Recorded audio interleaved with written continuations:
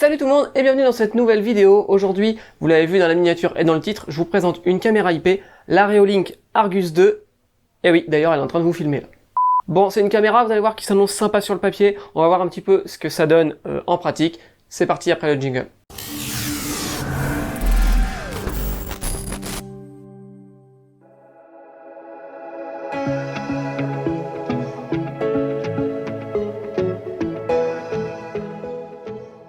Comme d'habitude, commençons par le déballage de notre produit. Alors à l'intérieur de la boîte de cette caméra, on trouvera un premier carton contenant le manuel d'utilisation, des gabarits pour pouvoir installer les supports plus facilement, une déclaration de conformité et un autocollant assez balèze pour indiquer qu'on a mis en place de la vidéosurveillance.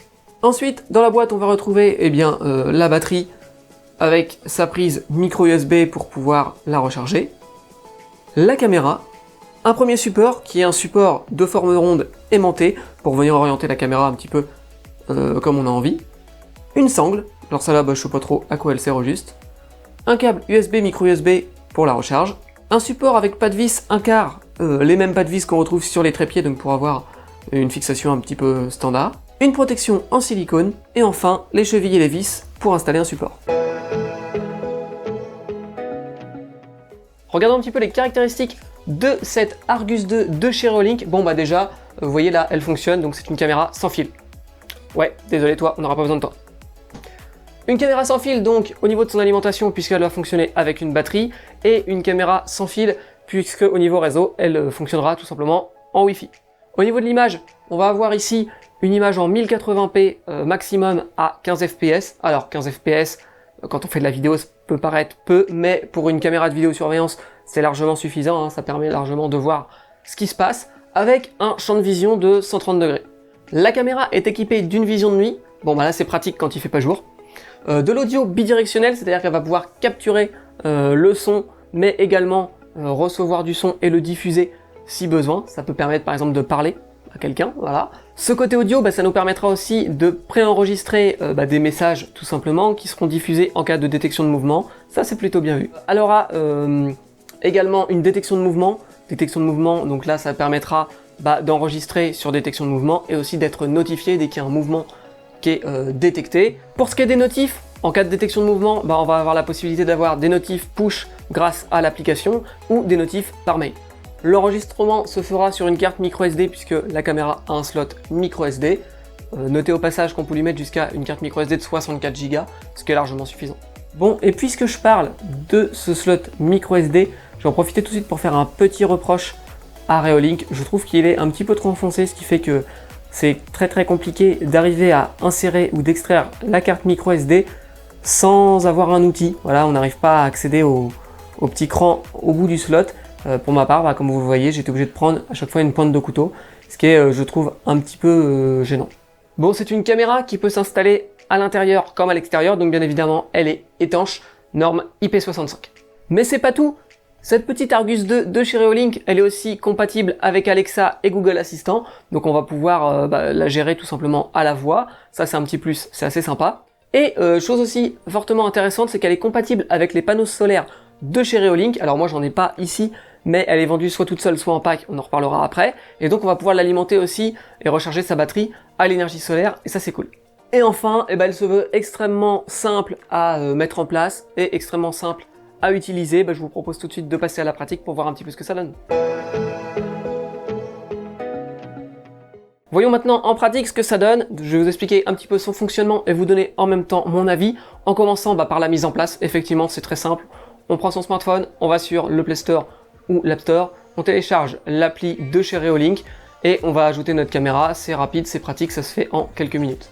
Ensuite, on ouvre l'appli, on clique sur le petit plus pour ajouter une caméra, on scanne le QR code de la caméra, on renseigne ses infos Wi-Fi, et là, tout simplement, il suffit de présenter le QR code qui va s'afficher dans l'appli à la caméra va scanner et du coup elle va se paramétrer automatiquement. Franchement, c'est hyper simple, hyper rapide et je trouve l'idée plutôt cool. L'application, parlons-en rapidement, elle est simple à utiliser, elle est stable, j'ai pas eu de bug avec, et elle est plutôt intuitive, donc là c'est un bon point, ce sera pas trop compliqué à utiliser, effectivement, le pari pour le coup il est tenu. Au niveau de la qualité d'image, vous le voyez actuellement à l'écran, hein, c'est plutôt bon. Là on est sur du Full HD, donc la qualité maximum que pourra nous apporter cette caméra. Et que ce soit en intérieur ou en extérieur, pour une caméra de vidéosurveillance, c'est largement suffisant. On voit bien que c'est exploitable, on reconnaît les gens, etc. Le champ de vision est assez large, ce qui fait que vous allez pouvoir couvrir une grande zone avec. Grâce à l'application, on va avoir la possibilité de créer des masques de confidentialité. Vous le voyez là, par exemple, je l'ai fait sur l'image. Ça permet de cacher, par exemple, son voisin, la route, etc. Tout en gardant le reste des fonctionnalités de surveillance, mais tout en conservant la vie privée des gens, et ça c'est plutôt bien vu. On va même pouvoir créer plusieurs zones si on veut, ça c'est cool. Après, le petit défaut à ce niveau-là, c'est un petit peu dommage, c'est que dès qu'on veut modifier les masques, on recommence à zéro. Donc si vous faites 2-3 masques, que vous voulez seulement en modifier un, ça va tout supprimer et il faudra tout refaire. Au niveau de la vision nocturne, comme vous pouvez le constater, hein, c'est pas mal, on voit ce qui se passe, mais ça a quand même ses limites, c'est-à-dire qu'on va pas voir très loin. Donc quand on est prêt, ça va. Si on veut voir beaucoup plus loin, on se rend compte que la limite des 10 mètres, elle est clairement là, hein, elle est annoncée par le fabricant, mais effectivement, au-delà de 10 mètres, la vision nocturne, on voit plus trop quoi. Passons maintenant à la partie détection de mouvement. Qu'est-ce que ça donne? Alors, sachez déjà qu'on va pouvoir avoir plusieurs niveaux de détection de mouvement, plusieurs sensibilités, de façon à ce que, par exemple, si on a des animaux, etc., on va pouvoir mettre plus ou moins sensible. Ah bah ouais, non, ça marche pas terrible. J'ai pas été hyper convaincu, désolé hein, pour Reolink, mais quel que soit le niveau, même au niveau le plus bas de sensibilité, dès que mes chiens passent, moi ça déclenche. Donc c'est un petit peu embêtant, puisque si je veux la mettre en détection de mouvement H24, je reçois régulièrement des notifications lorsque les chiens passent, et ça c'est un petit peu dommage. Mais pire que ça, mes voisins possèdent une structure de jeu pour enfants avec un grand mât et un drapeau, et il y a des moments, le drapeau qui vole au vent, ça déclenche la caméra même au niveau le plus bas, donc là je trouve que c'est un petit peu dommage. Concrètement, j'ai pas vraiment vu de grosse différence au niveau des différents modes de détection. Bon, sinon on peut également programmer la détection, c'est-à-dire que le moment où on est là, on ne met pas la détection de mouvement, comme ça n'enregistre pas, et puis par exemple on l'active la nuit ou quand on n'est pas là, etc. Donc voilà, c'est assez modulaire grâce à l'application, hein, vous le voyez actuellement à côté de moi, on peut faire pas mal de choses, et ça c'est plutôt bien, ça laisse pas mal de souplesse. Au niveau des enregistrements sur détection de mouvement, Reolink nous laisse le choix entre des enregistrements de 8 secondes, 15 secondes ou 30 secondes, c'est paramétrable via l'application, voilà, c'est un réglage propre à la caméra, après chacun fait ce qui lui plaît. Et non, je vous mettrai pas la musique parce que j'ai pas envie d'avoir une petite atteinte au droit d'auteur. Allez, la suite. Un aperçu de la qualité audio de cette caméra. Bon, on est dans de bonnes conditions parce qu'on est à l'intérieur. Comme vous pouvez le constater, il n'y a pas de bruit, parasite ou quoi. Le son est plutôt clair. Maintenant, ce que je trouve dommage, c'est que le son, je le trouve un petit peu faible. Notamment, du coup, lorsqu'on va mettre la caméra à l'extérieur, il y a toujours un petit peu de bruit, etc. Et du coup, le son, j'aurais préféré qu'il soit un petit peu plus élevé. Ça aurait, je pense, été un petit peu plus efficace. Après ça reste exploitable, donc j'ai envie de dire c'est quand même correct. Allez, abordons un peu les choses qui fâchent et parlons maintenant de sa batterie à cette petite Argus 2. Elle est équipée d'une batterie de 5200 mAh, donc on peut se dire 5200 ça va, c'est déjà une grosse batterie. Après voilà, c'est une caméra, donc c'est pas comme un smartphone ou quoi. Et là pour le coup, pour vous donner un exemple, je viens de la recharger, en 3 jours j'ai déjà perdu 12% de batterie. Alors après bien évidemment ça va dépendre de l'utilisation qu'on en a. Si on met de la détection toute la journée, qu'on enregistre, des longues séquences, etc. Voilà, ça va forcément utiliser plus la batterie. Moi c'est le cas avec les chiens qui passent, ça détecte souvent, ça m'envoie souvent des notifs, ça recorde à chaque fois. Forcément ça consomme. Mais là quand même, 3 jours, 12%, je me dis qu'au final, je vais faire moins d'un mois avec une batterie. C'est peut-être un peu juste. Si vous souhaitez du coup la laisser tout le temps tourner, je vous conseillerais peut-être à la limite d'investir dans un des panneaux solaires, dans le kit caméra plus panneau solaire. Au moins, ça permettra, même si ça sera peut-être pas 100% autonome, mais au lieu de faire un mois, ça fera un peu plus longtemps avant quand même de passer au rechargement. Et dernier aspect à voir pour cette caméra, parlons de son tarif.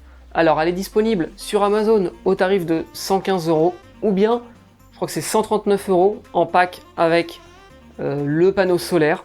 Il n'y a pas une grande différence de prix entre les deux, 115, 139, 115 € au vu des caractéristiques et de la qualité du produit, je trouve que c'est quand même un tarif relativement juste. Si jamais vous deviez du coup investir, je vous recommanderais du coup plutôt de prendre celle avec le panneau solaire, même si c'est un peu moins discret, mais ça va quand même rendre service je pense, parce que finalement si on doit la recharger tout le temps, c'est quand même un peu gênant, sachant que vous allez créer des masques peut-être, vous allez la positionner, etc. Vous allez la démonter pour pouvoir la recharger. Quand vous allez la remettre, bah, peut-être que les masques vont plus correspondre, etc. Parce que ça peut jouer un petit peu la manière dont on l'a installé. Donc franchement, je vous conseillerais peut-être plutôt d'opter pour le duo avec le panneau solaire. Et bien voilà, cette vidéo s'arrête ici, j'espère que vous l'avez appréciée. Si c'est le cas, je compte sur vous pour mettre un petit pouce en l'air sur YouTube. Moi ça m'encourage, si vous avez des questions, n'hésitez pas à les poser en commentaire. Je vous réponds dès que j'en ai l'occasion. Et puis bah sur ce, moi je vous laisse, je vais geeker. Allez, ciao!